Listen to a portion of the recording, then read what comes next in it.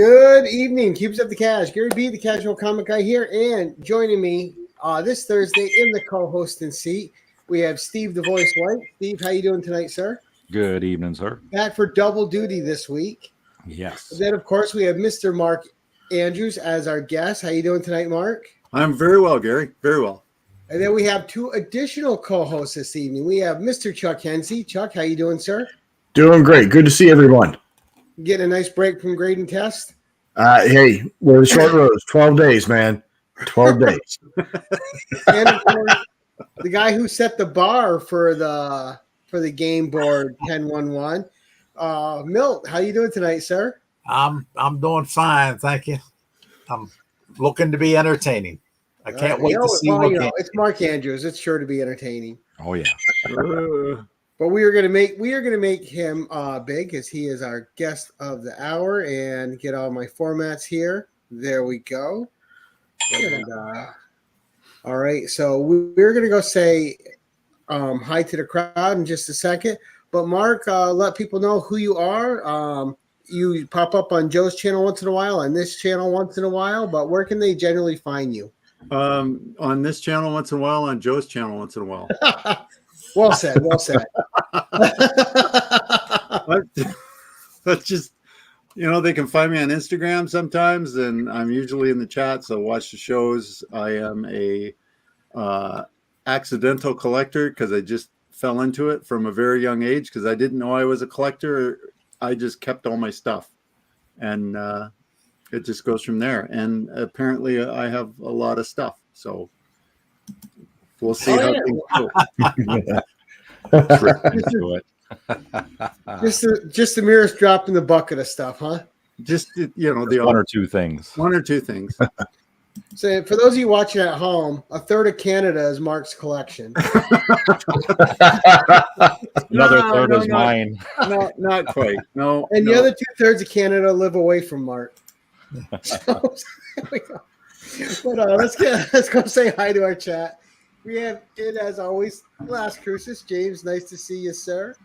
And good morning. We have the Jackson Roy Kirk, our resident troublemaker. Yep. And never do well.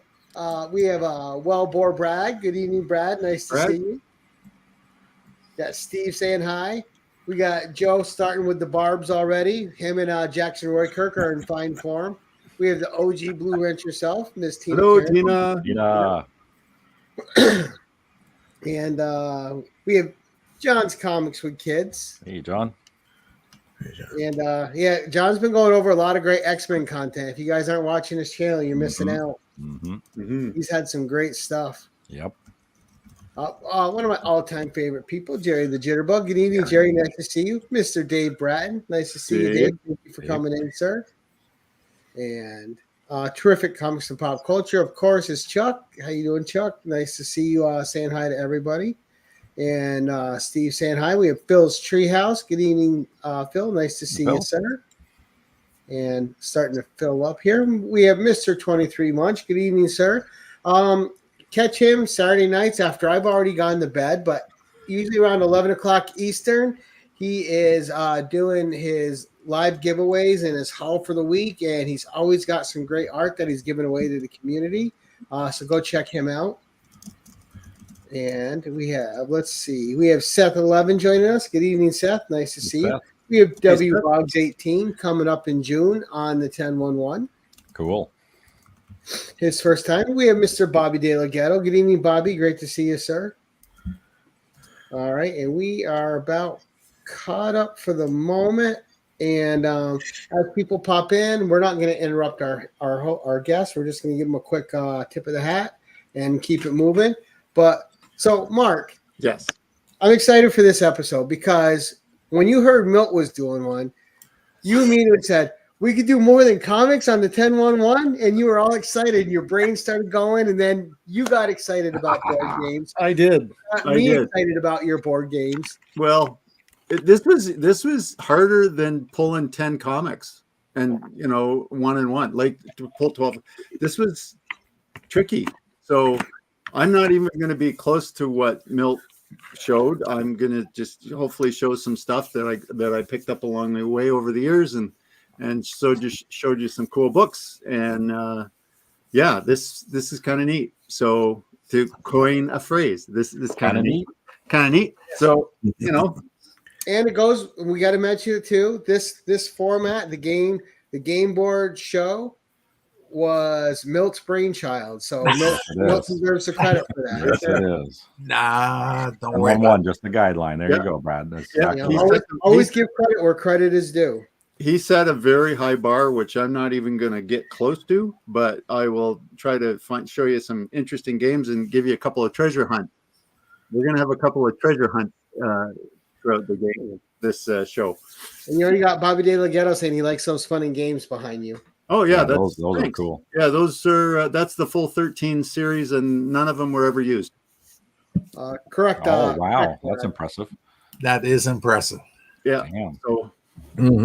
All right. So when you were approaching it, the first message I got from you is like you had it down to like 32.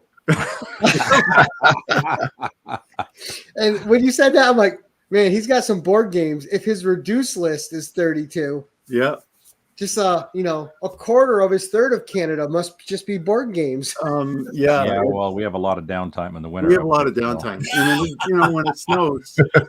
Yeah, you get 10 feet of snow, you can't get out your front door. Let's and then going through, it's like, okay, this is a really cool game, and this is a comic that goes with it. But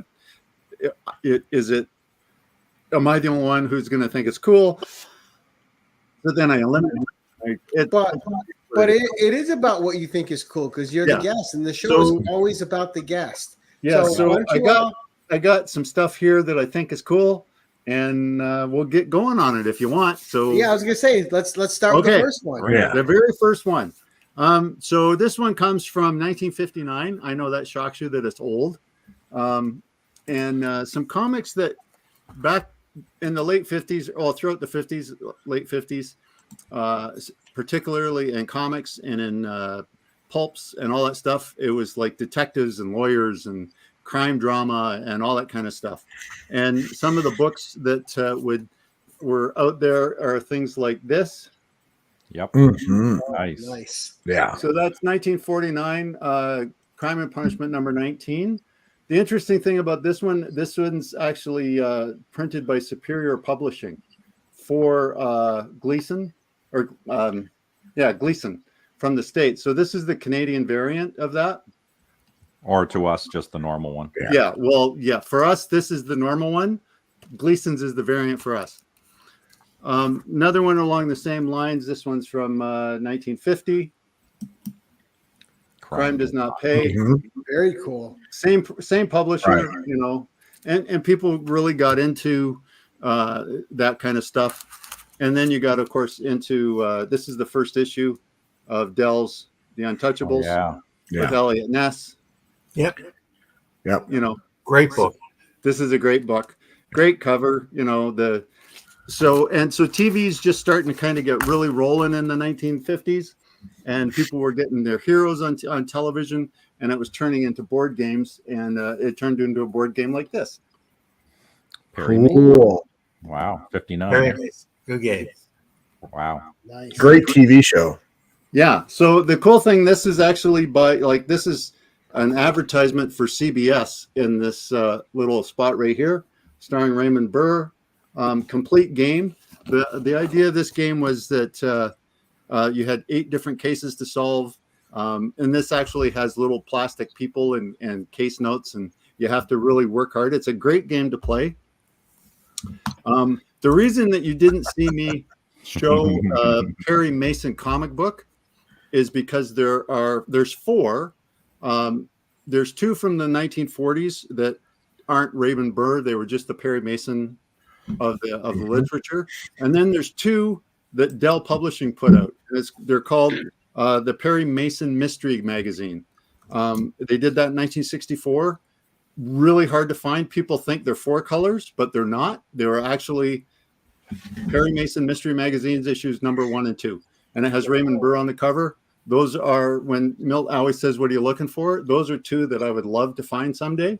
And it would go really well with the Perry Mason game. Wow. Now, this may be me, but Bonanza was never the same after he left. No. Well, But I like I Bonanza. was with going to do a Rainbow. Bonanza game, Gary, but it fell off the 30. It fell off the list. Maybe That's if for I the do next this time. again. The next time. The next There's time. more content. More There you content. go. Jackson Roykirk's already gone. Oh, Stop I watching. know. So Unsubbed, I'm unsubbed, unsubbed. unsub. I'm sorry. I would love to have them. I've got pretty much comics for everything else, pretty much. Nice. So anyway, Good start. I got to slow down because I was told I was going too fast last time. Take it easy. Take it easy. So this next one is a transagram game from 1961. And they're characters that we all know. And they have transcended from their creation in 1960. You still see them every once in a while pop up. They did a horrible live action movie of them. And they've been published by many, many different companies, publishers. For example, you have Gold Key did the Flintstones. Carlton did the Flintstones. Yeah. Yeah. They're cornerstone. And then, of course, like Dell started. So this is the Flintstones. This is one of the early ones. This is issue number 4 from 1962. Nice. So the very first Flintstone is a Dell Giant number 48. And then they did this series of Flintstones in Dell. Now, this last Flintstones mag is one I just think is kind of cool, and it really emphasizes how much they had impact. And this is the Flintstones at the World's Fair in 1965, the official souvenir. Oh, Now wow. that is a great cover. That's, Isn't that a great cover? that is awesome.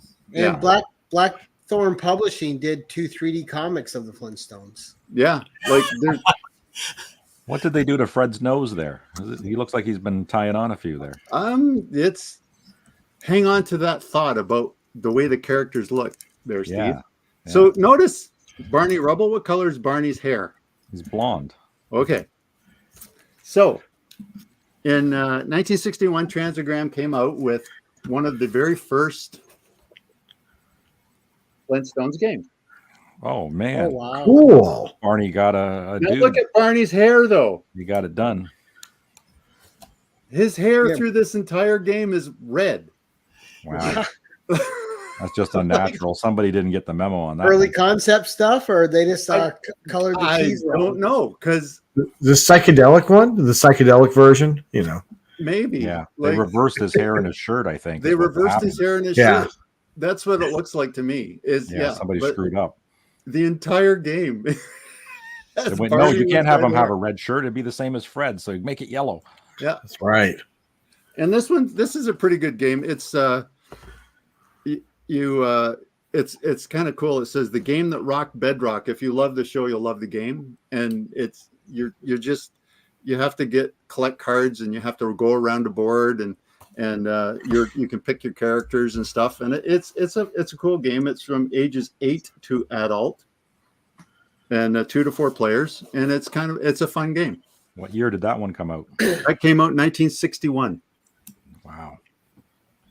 So those early ones have any art on the back, or those are the plain ones? No, these ones are all the plain ones. Like there's nothing on the back of these ones. Yeah.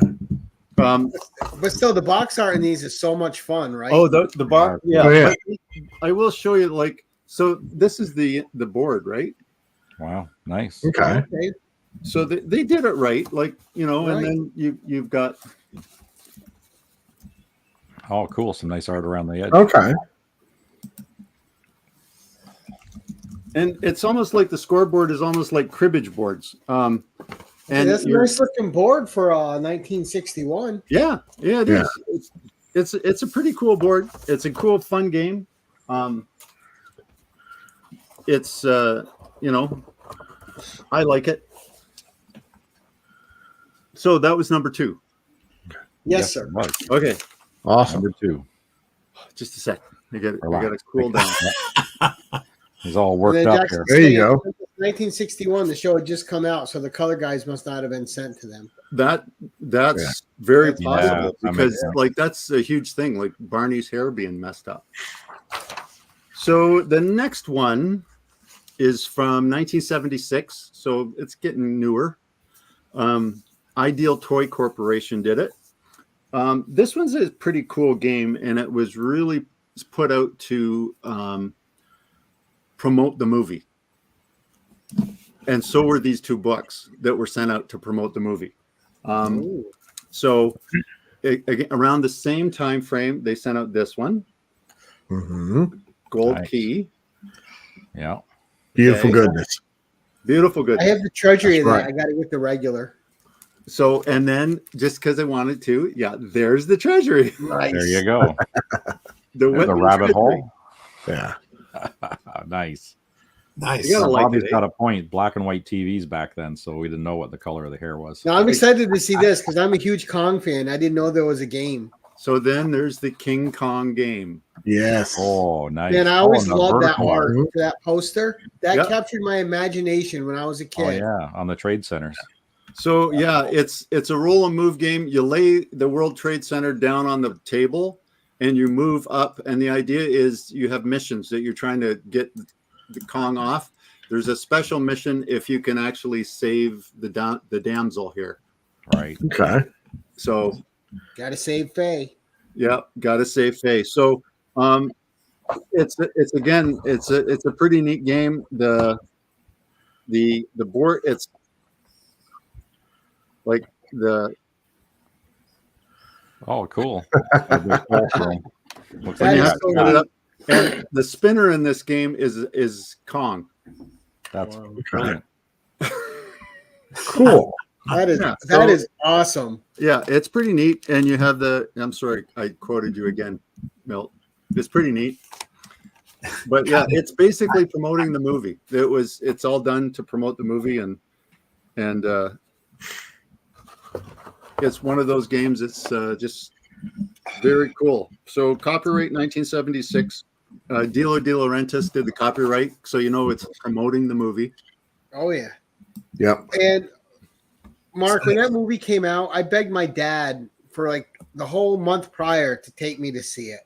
And So he takes me. We're in the theater, and all the wonder in the world is in my eyes as I'm watching. And when they first get to the island, yep, and then the one native jumps up in the dance, and it's Yep. like a surprise cut. I must have jumped 3 feet out of my damn seat when that happened. Scared the bejesus out of them.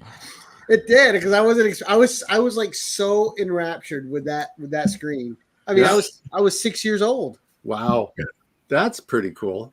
Did we still have Zeppelins in the 70s for Kong to crush there? I'm sure the Germans had a few spare ones lying around. So I'm sure they did. Right. So, who's your favorite Ann Darrow out of all the actors that have played her? Who's my favorite? I don't know. Got to go with All the of original. them? Yeah, Every one of them. Right? yeah. Like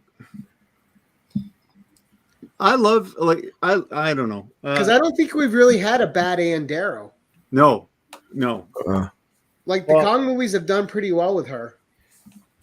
I don't think she's got a whole lot of lines in them, does she?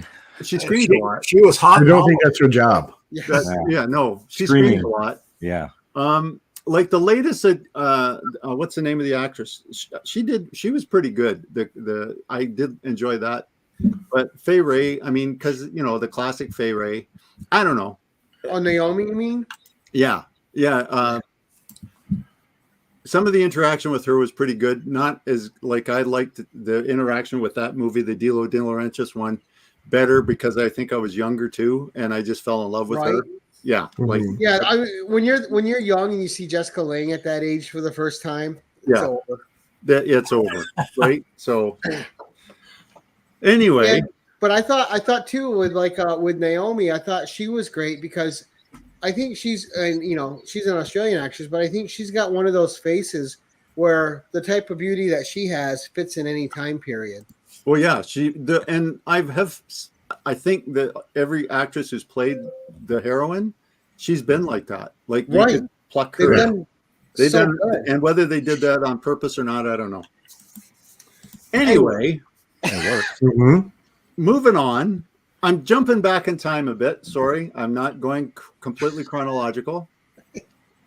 Yes, you did actually. I agree, Tom Brad. Homer is great. So the next game is again based upon a TV series, and the game is put out by Standard Toycraft in 1963 on behalf of the network. Again, it's kind of like promoting through the network to promote the show. Mm-hmm. And they did all kinds of shows. They did a whole bunch of the different comics for this series, and here's just a couple of them. Some that I liked quite a bit. Oh, nice. Yep. So the 12 Centers from Dell, Great show. which was a great show, and this And one I was didn't know they made a game of that either. the whole cast. This is a later one because it's a 15 cent. Now this is issue number 1 of the show. That's a great picture of them. Yeah. Mm-hmm. Now what's interesting is if you're collecting the Beverly Hillbillies comics, like no one but me and Chuck and Milt maybe, if you see this and go, oh my God, that's issue number 1. If this says 15 cents, No. it's issue 19. Yeah. Oh. You got to They really reused the watch cover them again. because they reused the covers. Damn. Yeah. So And they started reprinting the stories, I think, a little bit earlier than that too, because Dell was notorious for taking some time off and then just reusing the story so they didn't have to pay anybody again. yeah. So So Doggy. well, doggies, and that was I love that show. Like that was one of my favorite shows. The theme song. I just want to see the cement pawn in the game. Exactly. Yeah. Well, there's the game. Do. Wow, that art Wow. really sticks out. Beverly Hills Billy's game. Wow. Yep. So the idea of this game is you're supposed to help them gather up all their old possessions throughout the mansion. And it's the person who gets the most wins. It's 2 to 4 players. Like the TV show was on for 9 seasons and had 274 episodes. Damn. So it did really good and it lasted well. But again, like they're advertising through the game, like they're advertising the show using the game as seen on CBS, which you don't see that anymore, obviously. Right. and CBS had that great lineup of shows of the Rural America shows with Beverly Hillbillies and Green Acres, and then they followed it up with Hee Haw, and like the board game in this one isn't the most inspiring, but it gives an idea. You go around, you gather up things. The different rooms. Yeah. And go all the rooms. It's kind of like it almost reminds you of Clue a bit, the board game itself, but and there is no cement pond. I'm shocked that there wasn't one on this. But anyway, so sticking with the theme of TV inspired shows.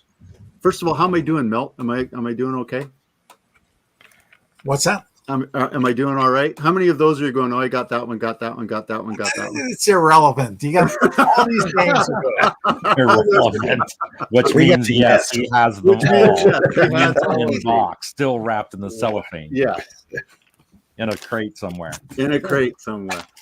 So the next one, I'm jumping from 1963 up to 1974, just to confuse everybody on the time warp. Again, sticking with the TV theme. And it was a great TV show. It was on NBC from 72 to 77, 6 seasons with 122 episodes, 6 made for TV movies as well. And it's because of that show that terminology like stat and ringers with lactate and all that other stuff gets ingrained into our brain and whatnot. So now these aren't number ones because, I don't want to get too emergency. Mm-hmm. I love that show. But just great covers. These books from Carlton are great. Yeah. The artwork is awesome. There's only 4, sadly, but they're just John Byrne did the inking on these.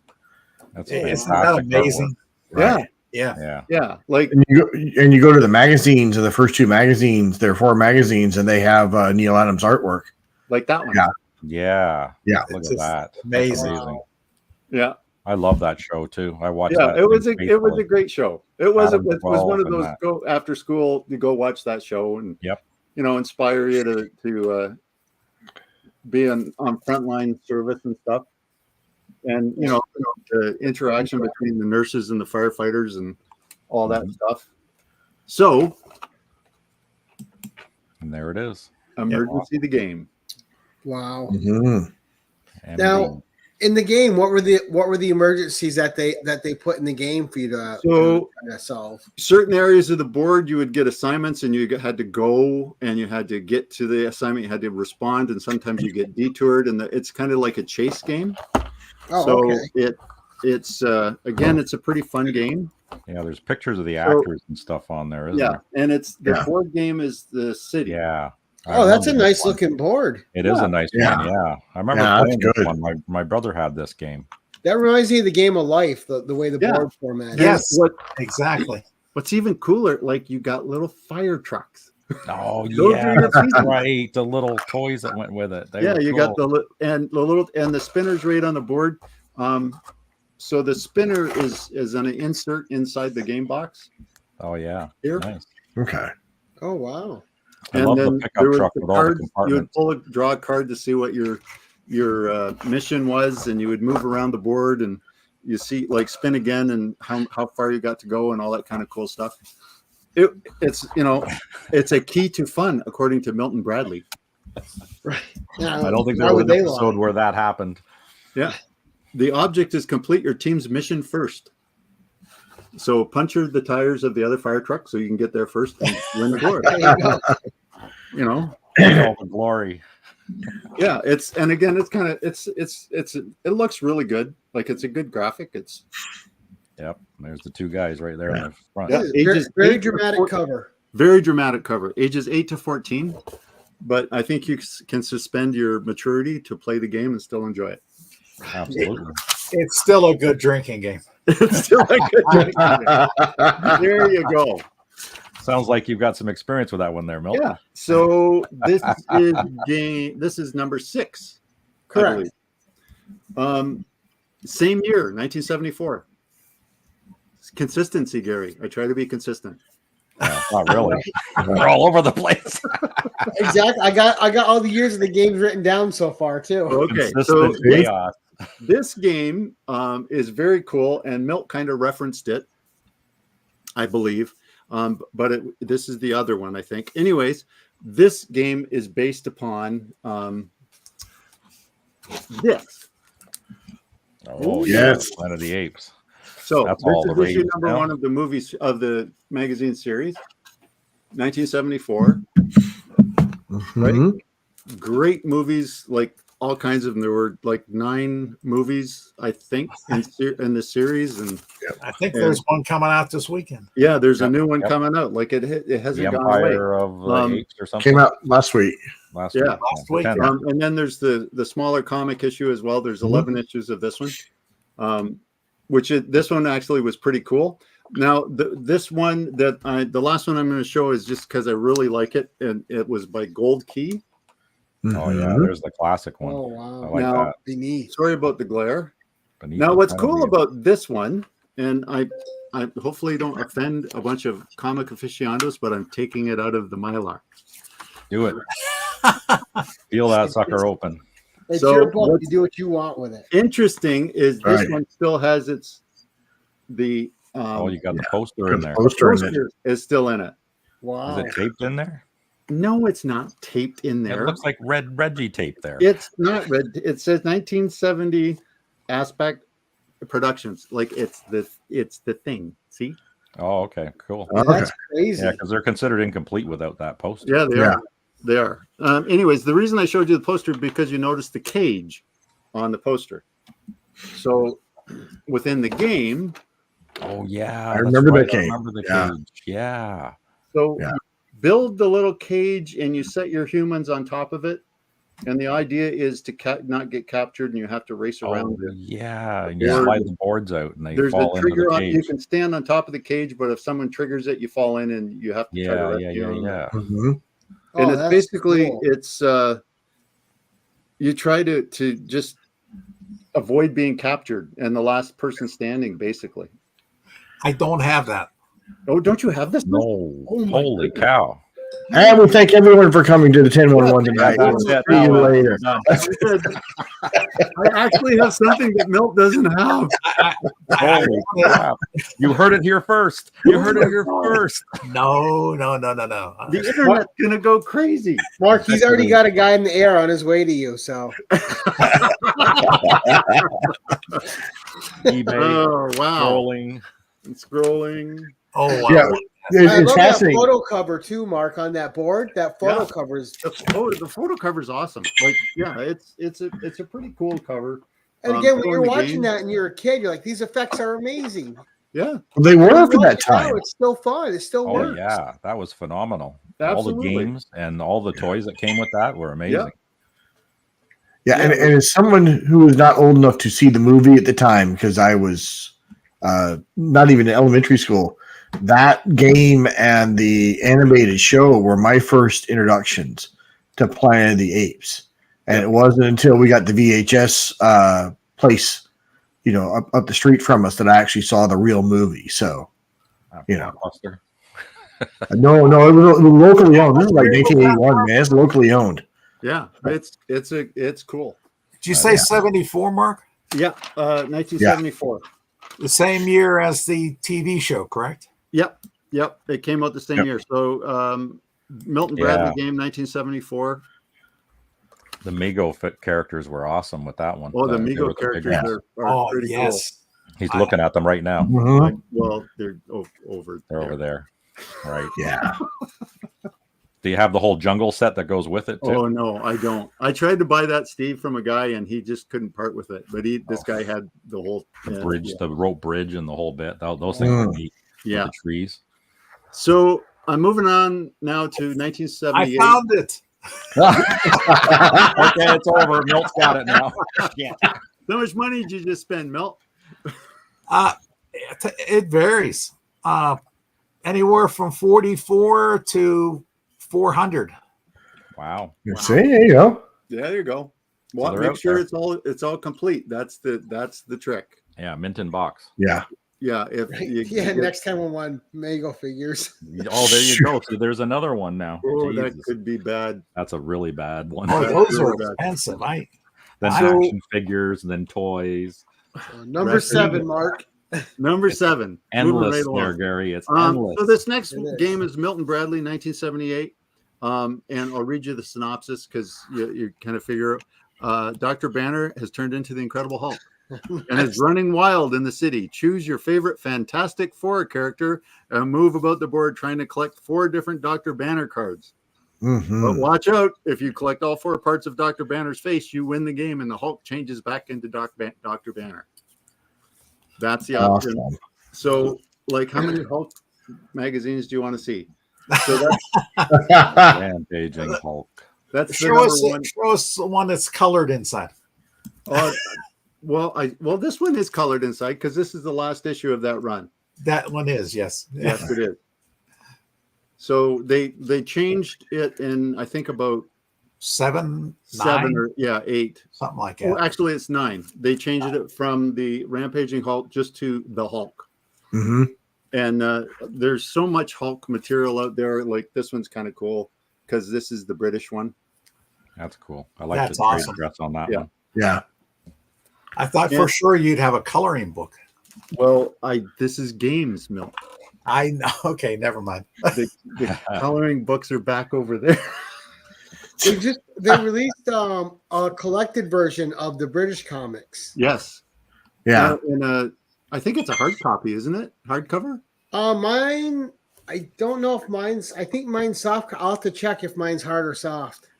What I don't remember now. What I don't understand is why they always insisted on releasing these games with the Fantastic Four. Right? Yeah. That's- Instead of just having the Hulk by himself. Yeah. Probably because the FF was their most recognizable characters at the time. Maybe. Yeah, Yeah, Hulk I mean, wasn't yeah. doing that great. Like you think about that, 1978, right? Yeah. Right. Yeah. So again, it's a pretty fun game. But what I really like about this game is the spinner. Oh, nice. Oh wow. Oh, his his arm. arm. Cool. Oh, very good. Ah, Dislocate arm. Dislocate arm. Dislocate arm. It's like the board game. The board itself is not. It's like a star thingy. But anyway, it's not as cool. And sadly, the players are just the cardboard on plastic. And I wonder how much Stan Lee had to do with the Fantastic Four being on all those games too. Oh, you would think that he probably had something to do with it. I forget. Is Robbie the robot, or is the robot in there? No, it's still the Human Torch. So it's the original. Okay, so when did that cartoon start? Do you guys remember? Oh, that was about 1978, I think. Yeah, about the same time, basically. Yeah, about the same time. Yes, which just the Fantastic Four was put out because of the cartoon. I think that's why they included it in the games. Yeah, it was more popular, so it sells. Okay, so that's number. That was number 7. Now you're on number 8. Okay, so number 8. This next game is going back again to. That was actually the first hero game you had on tonight. I know. Well, depends on your opinion on the hero. I think the firefighters are heroes, Gary. Don't be like that. Superhero. Superhero. So I'm a hero snob. The enhanced ones. We're jumping back to 1965. This game is from Ideal, which is kind of interesting. Again, this is based upon a TV show that was an awesome TV show. It's a lot of fun. I'm gonna cheat. I'm putting 2 games into one spot. Hopefully you forgive me, Gary. That's all right. You can throw it up. There's 5 different games of this group. Now, nice. I am gonna mention this because she doesn't get any love, and I really feel bad. But this is Stephanie Powers, the girl from Uncle, April Dancer. That's the number 1 issue of this. Her series only lasted like 1 season, which is really sad. It wasn't any good. No, well, what the heck is she holding there? She looks like she's got a cocking gun or something in her hand. It's a Man from Uncle gun, Steve. You got to so. And then this is issue number 1 of the. I love that run again. Great series. Great series. This is a fun series just to watch still on YouTube. And this one, I just like this cover because it has the 3 of them.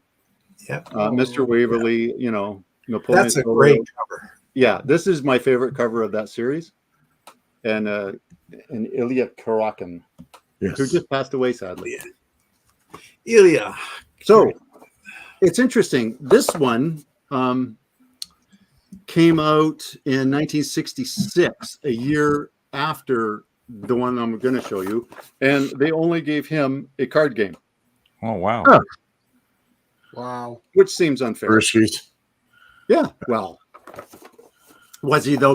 Was he, Chuck? Come on. I'm just saying.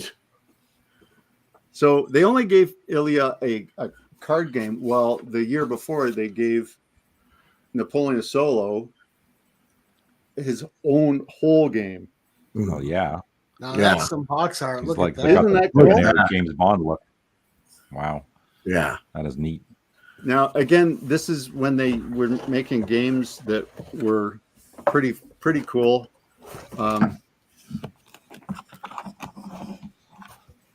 Again, it's not the greatest. Like it's a chase game, right? And you have to get missions and cards and stuff.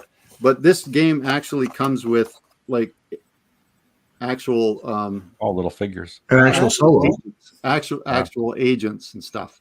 They're not cardboard cutouts, and there's thrush cards and there's tokens and dice and all that kind of cool stuff. And it's a pretty fun game. I like it a lot. Yeah, I like when they don't cheap out with the cardboard ones. Yeah, those always wore out. Yeah, they always wore out.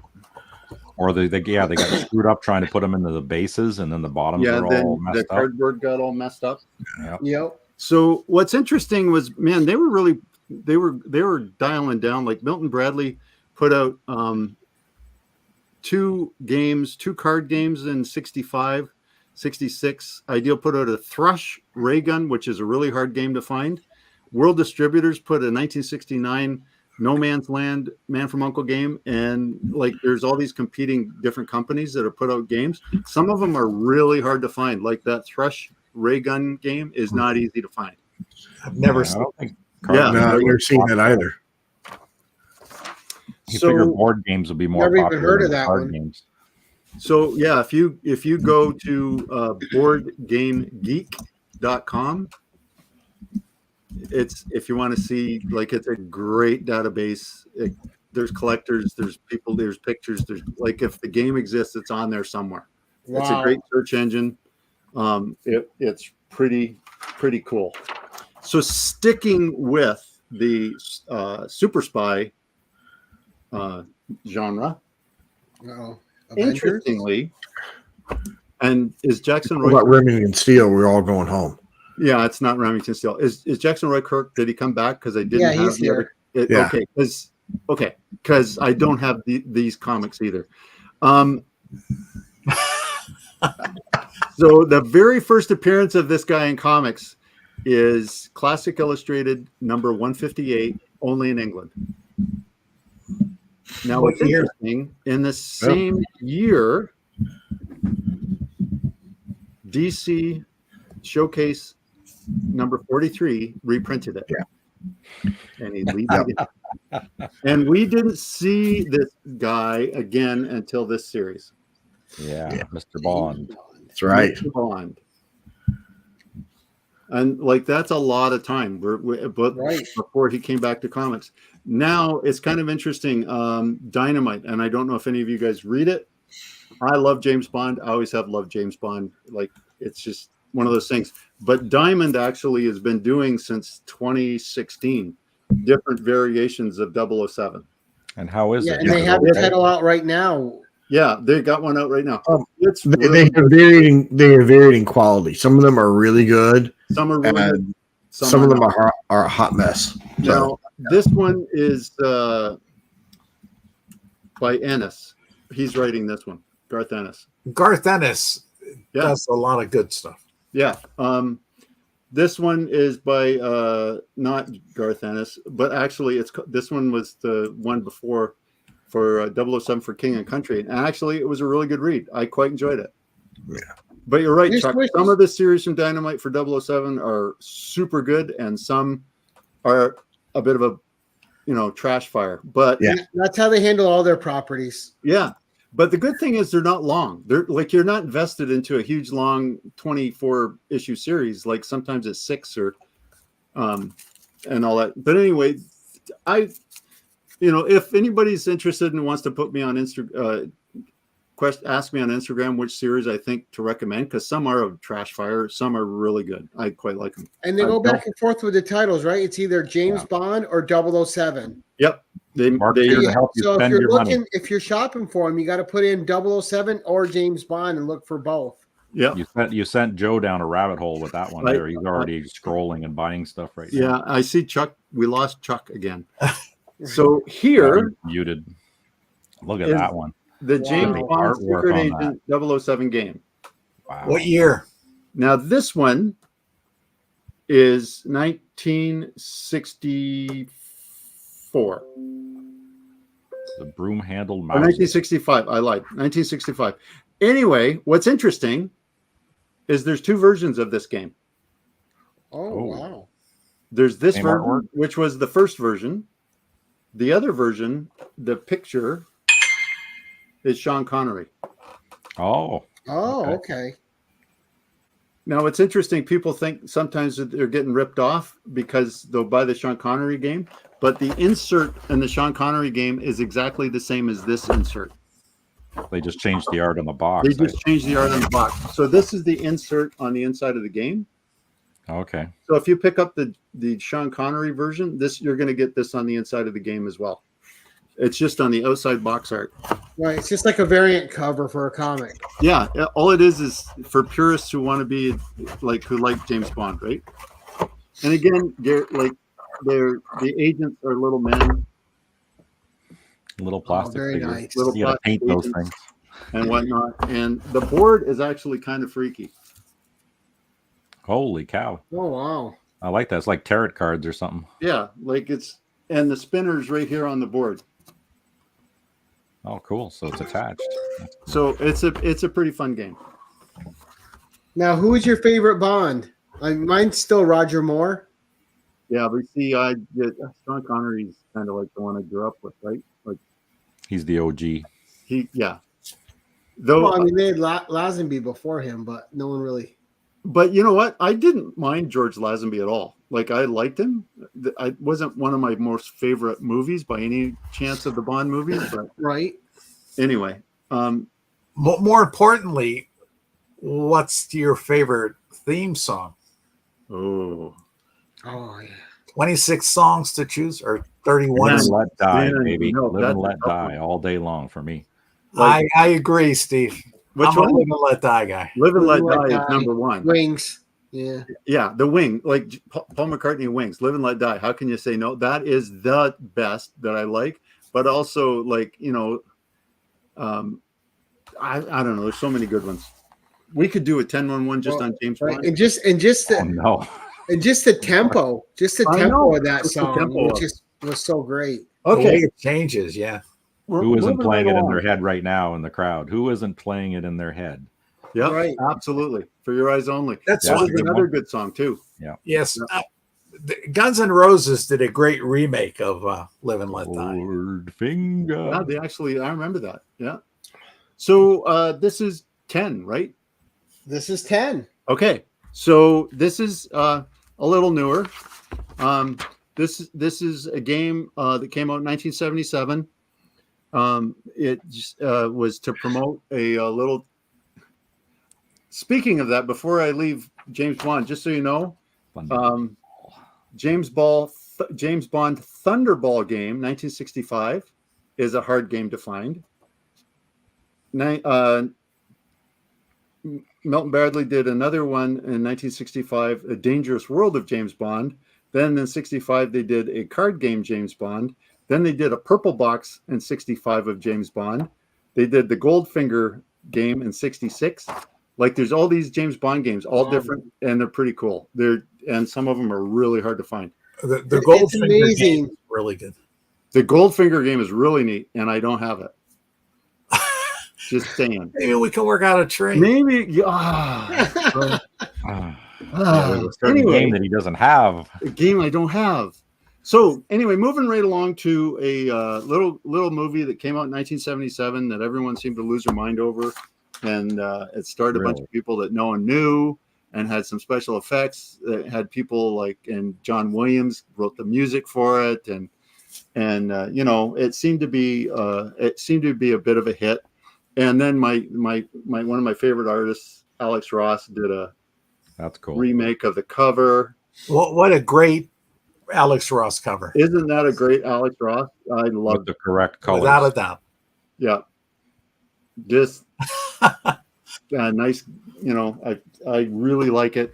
And of course, then I have my the original with the wrong colors: green Darth Vader and green red Darth Vader. You know, 1977, I went to see this movie a couple times. I was in the lines.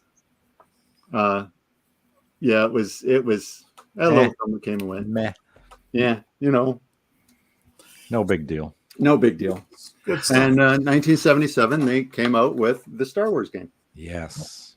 I think everybody had that one when it came out. Oh, I think so. And again, this was a pretty psychedelic game. Sadly, it's they're not plastic; they're all the cardboard, and you know, it has the spinner and stuff. Has a really cool board. Yep, remember that. Oh, wow! Death Star, Escape the Death Star is the name of the game, and there is a bunch of other games. There's a Yoda game, which is really hard to find. Really, the Star Wars game that came out around the same time. Not easy to find. If you can, you're actually rocking and rolling. So that was my 10 game. Yeah. Very nice. Now you have your spec game. Well, no, this is my story game. Now, I cannot top Milt's story. to be able to pull up a game that his dad gave him because he was trying to save it from being thrown out, like that's not even close. So I'm going to give you a really boring history lesson and then show you a completely politically incorrect game. Ooh, So political incorrectness. So this game goes back to 1944. Oh wow! And it's a Canadian game that was issued in a way to try to get the Canadian public, I guess, through a game to see that it wasn't folly for what the Canadian government did.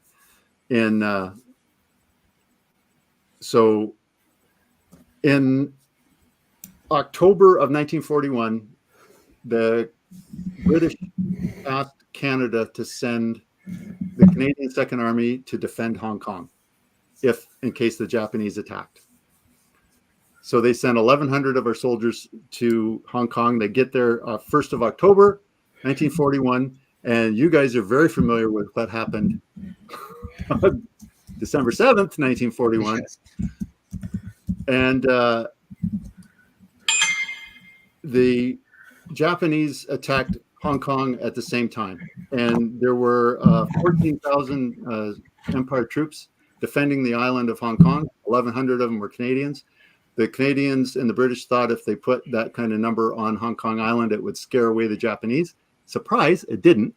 And Japan attacked Hong Kong with 30,000 troops, Air Force and Navy, and the British had already pulled their Navy and Air Force back to Australia and New Guinea.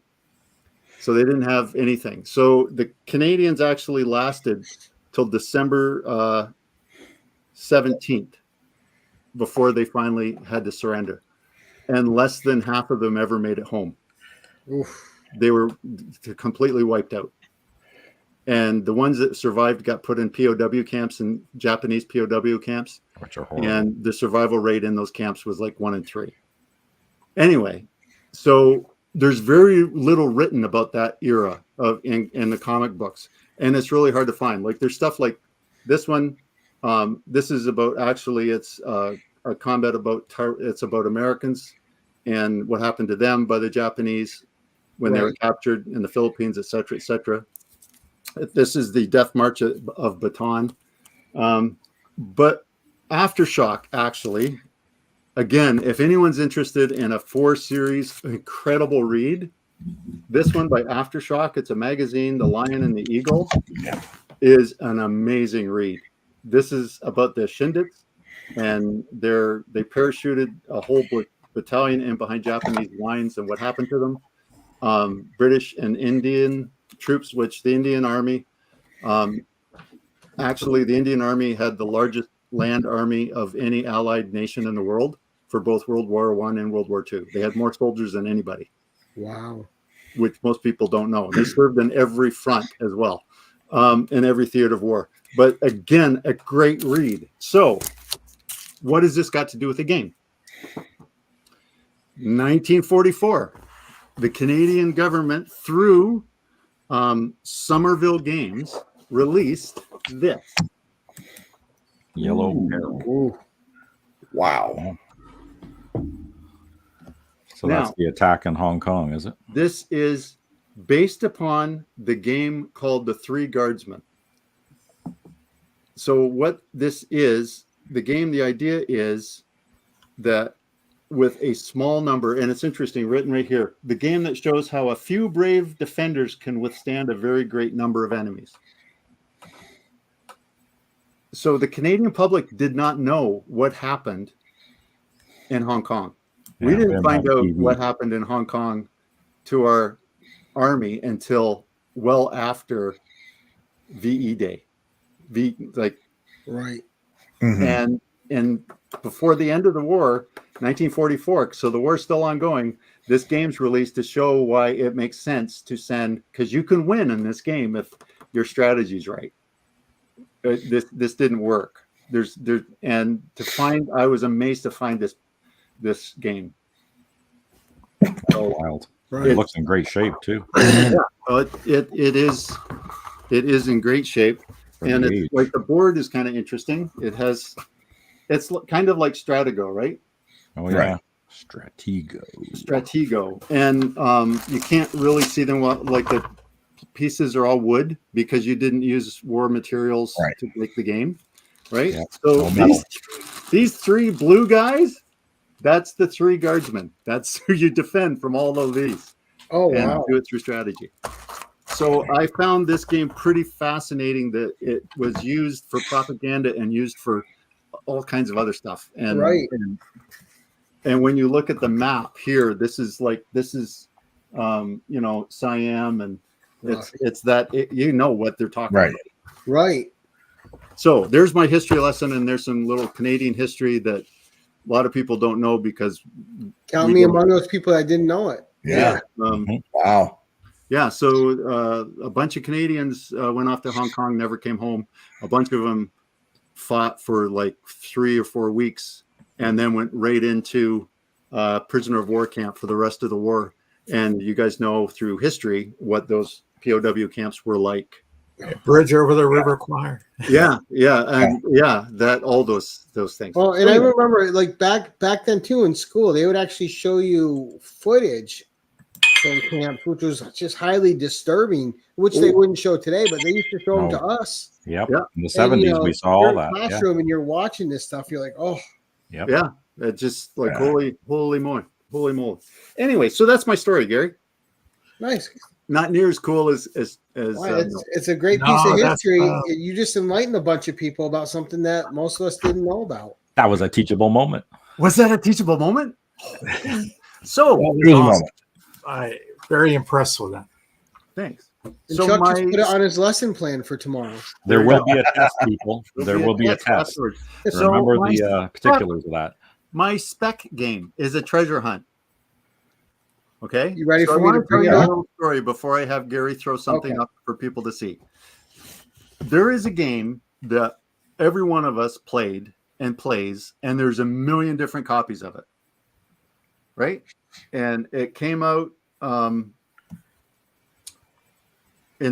during the Depression, allegedly. And the game there's so many versions. This is just a couple of the ones that I have. There's this version. Yep. Mm-hmm. There's. Did you get your town? Because I think Dave Bratton's still here. There's this version. Batman. Cool. So it's some DC. Yep. There we go. DC's up there. Okay, now put the Marvel one up. Yeah, put the Spider-Man. I gotta do this. Simpsons. That's right. Ooh, that's a good one. That's a good one. Anyway, I could keep going. Right. This isn't part of the 32. Those are just games that we play. So what's kind of cool is so Monopoly was created in the 40s, right? Or 30s rather. 32. 32.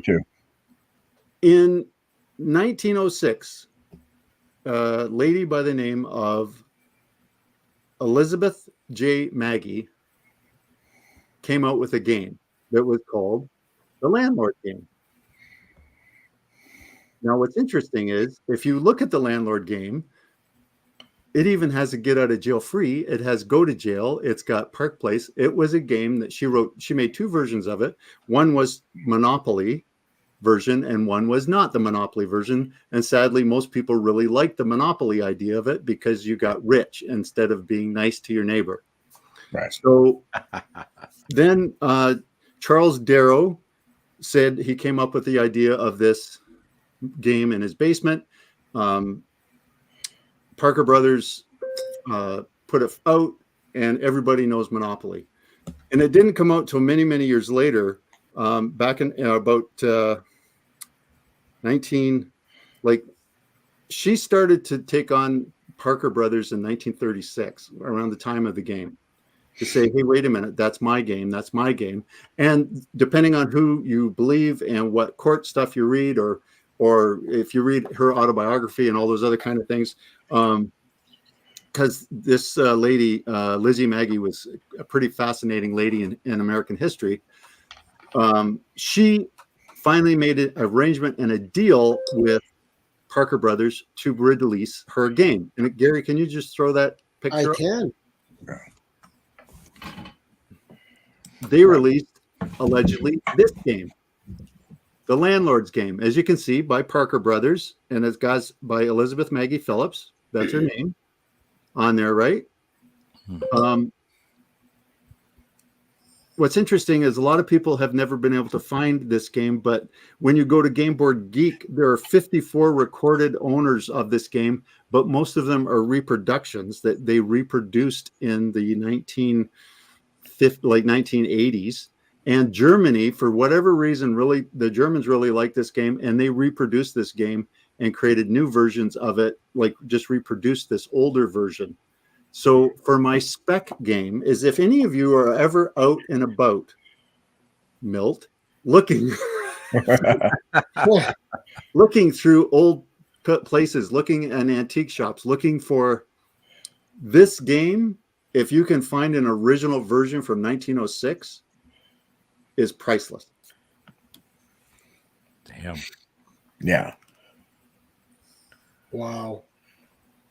So I send you all on a treasure hunt for my last spec. Great.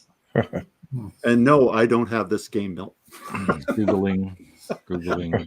Right. Yeah. 1906. That's insane. Yeah.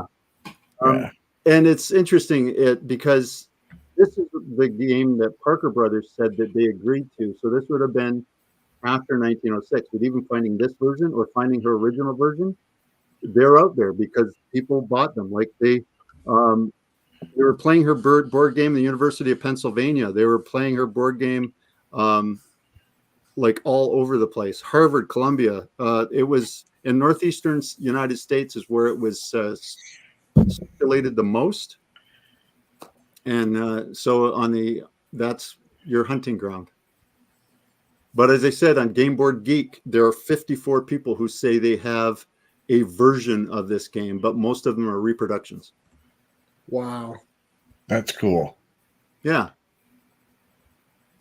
So I don't really have a comic, except Milt does. You have a comic, Milt. Where's your Uncle Scrooge comic? Why did you want me to bring that? I thought. Well, because that's the closest thing I can show to a Monopoly and a miser who's got money. Oh, I'm sorry. Because I got to tie the game back into a comic somehow. So that comic, see? Uncle Scrooge. Oh, then I'll make Milt big a second. Make Milt big. Because I don't have that. Yeah, that's a book we're seeing big. Yeah, it is a book we're seeing big. Yeah. So if you happen to really get lucky and find that game, Landlord's Game, and you find a copy of that comic book, you're gold. You can retire. Well, there you go. Retire.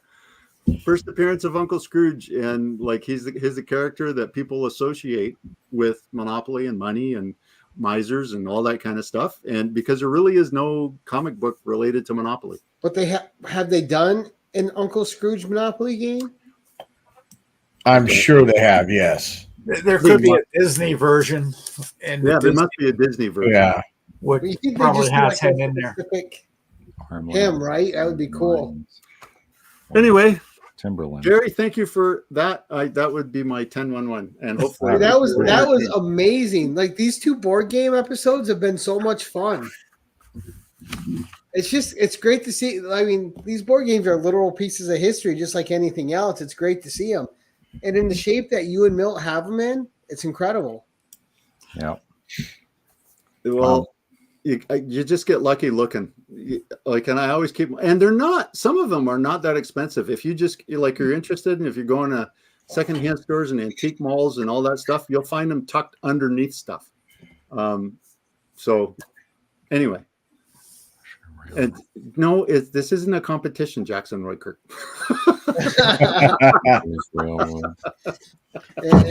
Yeah, definitely echo Tina. Great job, Mark. That was fantastic. That was a great job. That is cool. Now, for those of you watching, we're going to get these guys back with more games eventually because they just show the tip of their icebergs. Like I said, Mark's a third of Canada over there with his collection. So there's a lot to dive into. Milt's got the vault. Yeah, the vault, man. I'd love to get in that vault just to see it. Right? Couple men in black in front. Well, we should do cartoon books. That's coloring books. Well, there's some. I mean, that would be an interesting, thing, right? This is a concept that can be used in a lot of different ways. That's what makes it fun. Well, hopefully it was entertaining for the folks. I'm glad people stuck around to listen to me ramble. That was fun. You guys have killed it in the last couple of weeks coming out with these board games. So many that I've never even seen before. Like I didn't know there was a Kong game. It's not that expensive, Gary. If you shop around, I might look it up. But just it's a fun game and it's kind of juvenile, but it's a fun game. I mean, what game that has Kong as the spinner can't be fun, right? Plus, you get a little cardboard Kong. How adorable is that? I know. I can't wait to get that Planet of the Apes game. So, did you already order it, Milt? No, I'm not paying $400, but I'll pay like $100 if it's in great shape. Yeah, that's the key. The cage is the key because the cage got really buggered anyway. No, great stuff, Mark. That was you knocked it out of the park, sir. Well, it was awesome. Milt has set the bar very high. I hope at least I came close. Mark, you exceeded. Oh, you're way too kind, Milt. Again, credit to Milt for coming up with the concept with the board games. Well, actually, credit to you, Gary, for letting us do it. This is your channel and your platform. If we didn't let us come and play, we couldn't show off. So, thank you for letting us do this. Well, we're a bunch of overgrown kids. There's no secret there. Has anybody seen that new Planet of the Apes movie or not? No, not yet. No. Not yet. Oh, wait till it comes out on VHS. Wow, you dated yourself there, bud. Right. But let's go around the horn like we usually do. So we know Mark. Mark, do you have anything coming up? Are you going to be on Joe's channel anytime soon? Or I think we're doing an espresso mail call near the end of this month. Yeah, 31st. The last day of the month. So we'll see you and Milt on there showing off again. Might have one or two things. Milt, will you be there as well, sir? I hope so. I got some interesting things. One thing that I think Joe might be doing something next Friday. It's a show where we talk about 70s books that had like a short run and were canceled. And I've got a lot of things to, I'll be on that show. Yeah. So that means I shouldn't have Marvel feature 1 through 7 then, right? Yeah, there's this. Yeah. Okay. Well, no, you know what I mean. I do know what you mean. And if Mark's going to be there, that means I shouldn't have Space 1999 1 through 7. I'm just going to be in the chat, Milt. I'm not on the show, so I'll just be commenting online. I think Chuck is a Space 1999 guy too. I might have those. Yes, I might have those. Maybe. And Chuck, what's coming up for you, sir? Well, you're going to see me on Joe's channel a couple of times, so I'll be bopping in and out of there. I'm going to be with the Bronze Age runs and also showing off some stuff with the monthly hauls. So yeah, we got some things coming up. It probably improved the show, Jackson. Sure. And Steve, what's coming up for you, sir? Well, I'll be dropping an unboxing probably tomorrow. And my Mondays now, I'm on to these Transformer things. So we're doing some Transformers. I co-host sometimes with you a couple of times a week, but I'm back to days, so it'll probably just be the Tuesday again. And my Voices Choices on Wednesdays. Wow. Nice. Busy. And coming up for me next week on Tuesday, Steve, we have Will from Cup of Comics on for his second 10-1-1. And then on the 23rd, we have none other than Doug Bratton himself coming on to talk about his Isolation Kickstarter. Excellent. Mhm. And any of you that want to come on and talk to him about it as well, you guys are all super familiar with it. You're welcome to come on and help me out. Very When cool. is that, Gary? Next Thursday. Hmm. We're promoting Doug's Kickstarter of Isolation, and we're going to have him on, and we're going to talk about it. Maybe. All right, perfect. But that's what's coming up for me. But as always, a big shout out and thank you to my three co-hosts this evening, Milt, Chuck, and Steve. Thank you guys very much. It's always great having different perspectives and views on the show. I love it. It's what makes the show fun for me. And of course, our gracious guest tonight, Mark. Thanks for coming on my show and channel once again, sir. It's always a pleasure to have you. Thanks for having me. And of course, our great audience. We always have a good audience. We always have an involved audience. Great to see you guys. Thank you so much for supporting everybody. And as I like to end these things, we're going to give it the normal. Keep it casual.